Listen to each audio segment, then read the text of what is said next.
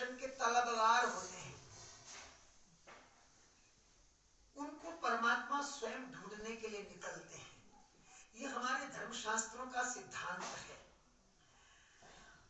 वैदिक काल से जितने ग्रंथों की रचना हुई, उपनिषदों के बाद पुराणों की रचना और पुराणों के बाद भक्ति ग्रंथ की रचना, भक्ति काल के महाकवियों की वाणियां, उन सब में ये बात गूंजी है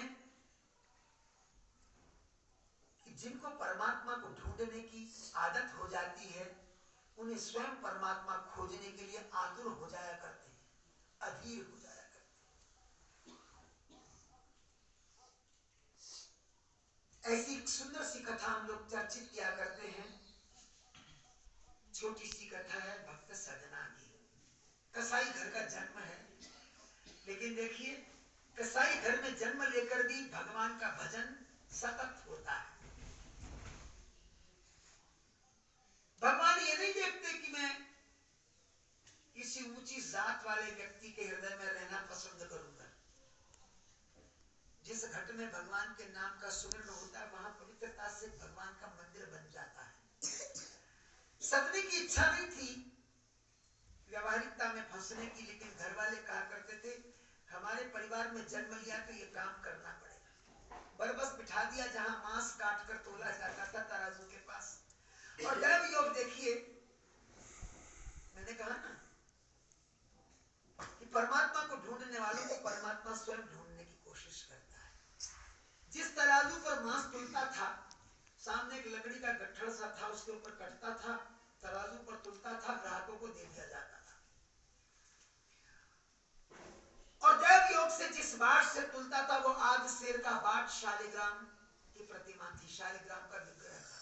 आपने देखा होगा काला से एक बाट होता है, गंडकी नदी से निकलते हैं, और ऐसा वैज्ञानिकों ने भी माना कि उस पाषाण खंड में स्वर्ण स्वयं मिश्रित होता है।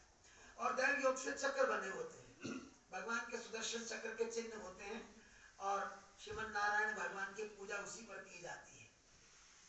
ऐसे तो भगवान घट घट जाती होने के कारण कोई ऐसा पत्थर ही नहीं है, कोई ऐसा मिट्टी का कण नहीं है जिसमें नहीं है, परंतु कुछ स्थानों पर उनका विशेष आधान होता है। जैसे गीता में कहते हैं वृक्षों में अश्वत्थमय हूं,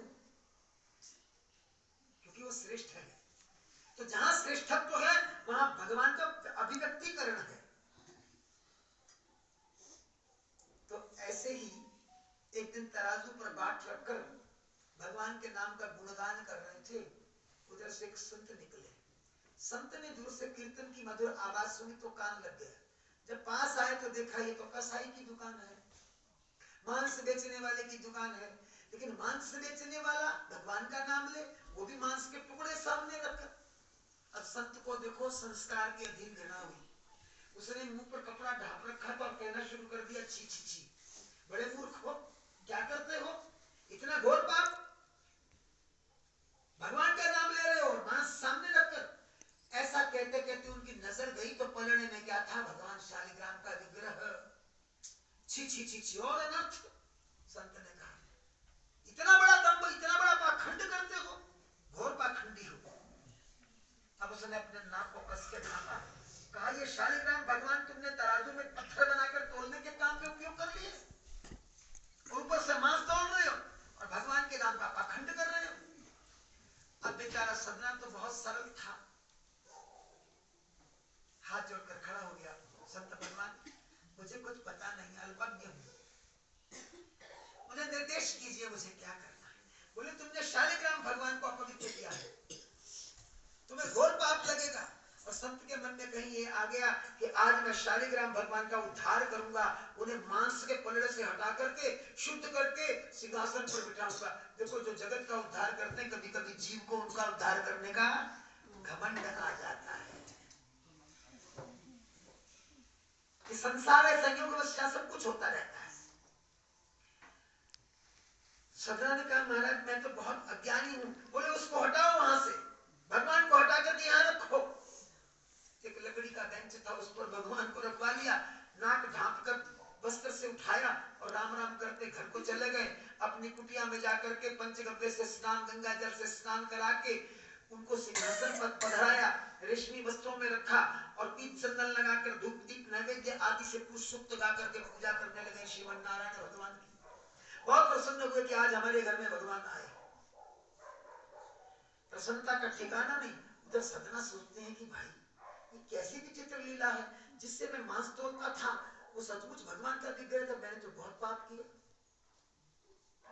ये सोचते सोचते उसकी आंखों में आंसू आ गए। क्या कहते हैं, आंखों में हो आंसू और ओठों पर हो नाम, क्यों नहीं रीझेंगे मेरे राम, क्यों नहीं मानेंगे मेरे राम। अरे करो भरोसा, बन जाएंगे बिगड़े काम। यहाँ गलती खा जाते हैं थोड़ी सी। हम कहते हैं बिगड़ा हुआ काम क्या है, मकान बनता बनता अधूरा रह गया, ये काम बिगड़ा हुआ है। ये कोई काम कैसे काम है? कोई कहता है जी बस वो कार के लिए किस्तें जमा करवानी थी, अभी टूट रही है, थोड़ी भगवान कृपा कर दे पैसा ज्यादा आ जाएगा। ये कोई बिगड़ा हुआ काम? ये तो हर जन्म में होता रहा। अरे हमारा काम बिगड़ा है, जिसको करने आए थे वो काम रुक गया बीच में, हमने अहंकार और मोह के अधीन वो काम विसार दिया। गुरबानी कह रही अवध घटे दिन सुरैना, मन गुरमिल काज सवारो। अवध मैंने आयु घट रही है रात दिन, गुरु से मिलकर वो कार्य समारो जिस कार्य को करने आए थे। और वो कार्य है, कल महाराज जी कहते थे, वो जान लेना जिसको जानकर कुछ जानने की जरूरत ना रह जाए, वो कर लेना जिसको करके कुछ और करने की जरूरत ना रह जाए, वो प्राप्त कर लेना जिसको प्राप्त करने के बाद कुछ और प्राप्त करना। कल ही महाराज सुना रहे थे ना, तो वो कार्य है वो हमारा अधूरा रह गया। तो करो भरोसा, बन जाएंगे बिगड़े सारे काम। सदना रो रहे हैं, संत प्रसन्न होकर सूक्त गा रहे हैं, भगवान को भोग लगाकर रात को सो गए। स्वप्न में भगवान ने दर्शन दिया, कहा बाबा जी मुझे लौटा दो सदने को। उसके मांस के पलड़े पर उसके भजनों की प्यारी लोरियों में जो आनंद मुझे आता था वो तुम्हारे पुरुष सूक्त के गायन में नहीं आ रहा है। अब संत जग गए और सोचा कि ये स्वप्न क्या है,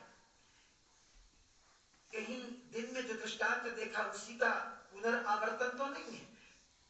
ऐसा विचार करके फिर सो गए। फिर भगवान आए, संत जागो, ब्रह्म मुहूर्त होते ही मुझे ले जाओ और जाके सदने को सौंप दो। अब तो संत जो थे वो चिंतित हो गए, आतुर हो गए और भगवान को सिर पर रख लिया और आंसू बरसाते हुए चले और जाकर के सदने की दुकान के सामने खड़े हुए।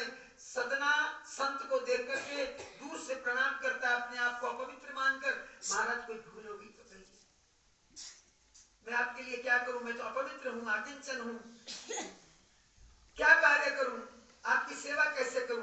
संत कहने लगे, अरे भाई मैं तो इन्हें ले गया था इनकी पूजा अर्चना करने के लिए, परंतु ये तो तुम्हारे पलड़े में रहना चाहते हैं, क्योंकि तुम्हारे भजनों की लोरियों से इनको आनंद मिलता है। ठाकुर जी को रख करके चले गए सिंहासन समेत। अब सदना विचार करता कि ठाकुर ने मेरे लिए संत का द्वार छोड़ दिया, उनकी पूजा अर्चना छोड़ दी, और मैं इतना मूर्ख कि मैं इस मांस के व्यापार को नहीं छोड़ सकता, ये घर बार नहीं छोड़ सकता। उसी दिन सदना ने संकल्प किया, भगवान को पधराया सिर पर और घर से निकले, कहा भगवान जगन्नाथ धाम की यात्रा के लिए चल पड़े। देखिए कथा बड़ी सुंदर है और विस्तार से कही जाए तो आनंद आता है, लेकिन आनंद हमारा सबका खराब ना हो जाए, इसको ध्यान में रखते हुए मैं संक्षेप कर रहा हूं। अब रास्ते में चले चले जा रहे हैं तो अनेक नगरों को, कस्बों को पार कर गए। एक नगर आया, वहां पर रात्रि हुई तो विश्राम करने के लिए स्थान पूछा। उन दिनों में सेठ लोग स्थान बनवा दिया करते थे यात्रियों के आराम के लिए। मैं भी एक बार नर्मदा क्षेत्र में गया, ओंकारेश्वर महादेव के पीछे लगभग 15-20 किलोमीटर पीछे जहां से नर्मदा जी आती हैं, उस क्षेत्र का नाम धारा जी है, बिगड़ के राजस्थानी भाषा में